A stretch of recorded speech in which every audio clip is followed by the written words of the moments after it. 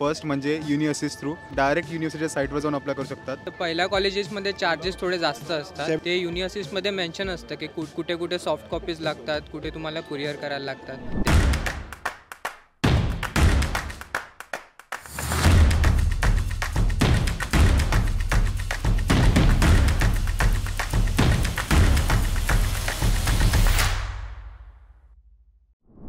Hello guys, आज आपण युनिव्हर्सिटीला कशा प्रकारे अप्लाय करायचं त्याबद्दल बोलणार आहोत. त्याच्या 3 वेज आहे. 3 वेज तर तुम्ही अप्लाय करू शकतात. फर्स्ट म्हणजे युनिअसिस्ट थ्रू, दुसरं म्हणजे डायरेक्ट युनिव्हर्सिटीच्या साईटवर जाऊन अप्लाय करू शकतात, आणि तिसरा वे असा आहे की युनिअसिस्टवरून तुम्ही VPDसाठी अप्लाय करू शकतात त्या युनिव्हर्सिटीसाठी, आणि नंतर तो VPD युनिव्हर्सिटीच्या साईटवर जाऊन तुम्ही अप्लाय करू शकतात. ही थर्ड वे. TU म्युनिकसाठी आपण आधी अप्लाय करताना युनिव्हर्सिटीवरून अप्लाय करतो, मग ते आपल्याला VPD देतात. तो VPD जो भेटतो आपल्याला तो TU म्युनिकच्या साईटवर जाऊन आपल्याला परत अप्लाय करावं लागतं. VPD सहित आपलं VPD अपलोड करावं लागतो, आणि प्लस बाकी सगळे रिमेनिंग डॉक्युमेंट जे युनिव्हर्सिटीला रिक्वायर्ड येते, मग त्या प्रकारे तुम्ही अप्लाय करू शकता VPD थ्रू. VPD काय आहे? VPD फक्त तुमचे ग्रेड्स जे तुम्हाला युनिव्हर्सिटी थ्रू जे ग्रेड्स भेटतात CGPAमध्ये, त्याचं कन्व्हर्जन करते GPAमध्ये. बरं. युनिव्हर्सिटी एक गव्हर्नमेंट बॉडी आहे, त्याच्या थ्रू आपण कॉलेजमध्ये अप्लाय करू शकतो. आणि सगळे कॉलेजेस युनिव्हर्सिटी थ्रू लिंक नसतात, ते तुम्हाला बघायला लागतात रिक्वायरमेंट्समध्ये. पण युनिव्हर्सिटीचा एक फायदा आहे की तुमचं डायरेक्टली ते लोक चेक करतात की तुम्ही एलिजिबल आहात की नाही कॉलेजसाठी.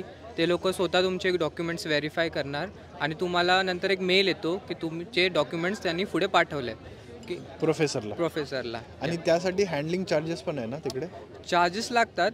स्टार्टिंग म्हणजे आता सपोज तुम्ही 4 कॉलेजेसमध्ये अप्लाय करताय, तर पहिल्या कॉलेजेसमध्ये चार्जेस थोडे जास्त असतात. 75 युरो लागतात. 75 युरोज लागतात. त्याच्यानंतर 30 युरोजमध्ये होतं. किती ॲप्लिकेशन तू केलेलं? मी 3 केलेले.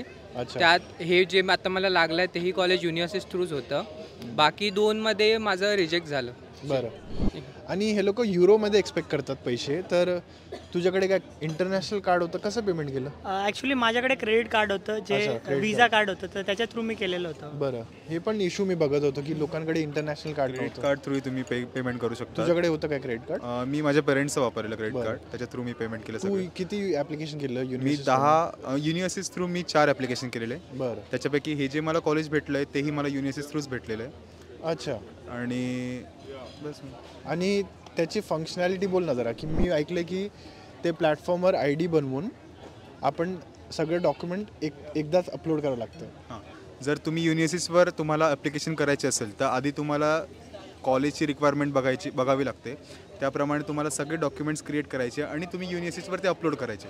ते अपलोड केल्यानंतर पुढे जेव्हा तुम्ही क्लिक करता की अप्लाय फॉर दिस युनिव्हर्सिटी, ते केल्यानंतर तुम्हाला पुढे पेमेंट ऑप्शनवर घेऊन जातं. मग ते पेमेंट करायचं, आणि युनिव्हर्सिटी पुढे ते सगळे डॉक्युमेंट आधी चेक करतं. मग चेक करून युनिव्हर्सिटीला फॉरवर्ड करतं. मग युनिव्हर्सिटी परत ते डॉक्युमेंट चेक करतं, आणि मग आपल्याला जर तुमचं झालं असेल ॲडमिशन तर तुम्हाला लेटर येतं, नाही तर रिजेक्शन लेटर. बरं. आणि अजून एक पॉईंट हा आहे की काही युनिव्हर्सिटीमध्ये त्या लोकांना कुरिअर करायला लागतात डॉक्युमेंट्स.